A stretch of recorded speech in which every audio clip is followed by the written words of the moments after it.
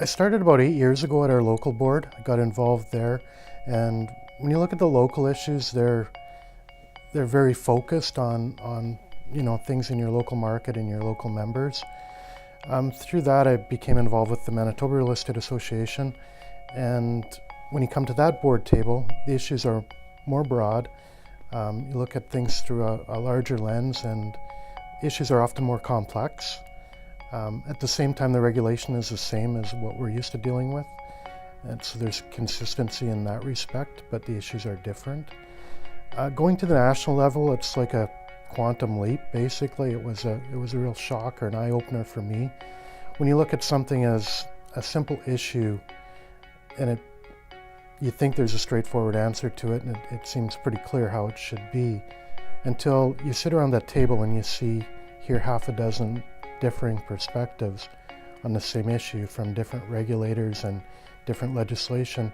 It really complicates the issue, and you realize that a one-size-fits-all solution really doesn't give the best result.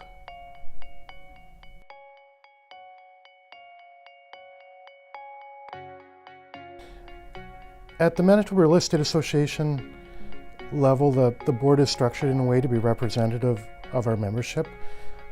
We have representation from the three local boards within the province, as well as a direct member from the rural areas, and a balance between brokers and salespeople.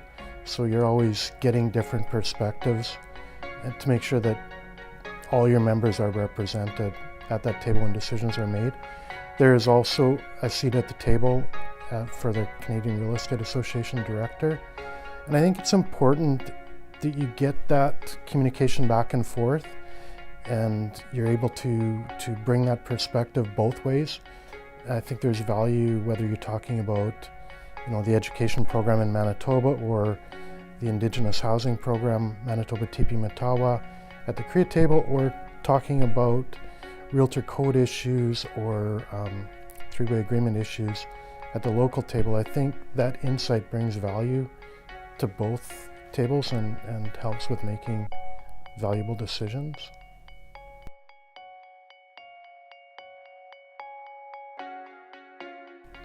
I think it's critically important that you remember your loyalties and who you're representing at that particular board. If I'm at the Canadian Real Estate Association board and when it's time to make decisions, I bring the Manitoba perspective as my colleagues bring perspectives from their home provinces or territories. But when it comes time to make a decision, our loyalties are to every member across the country.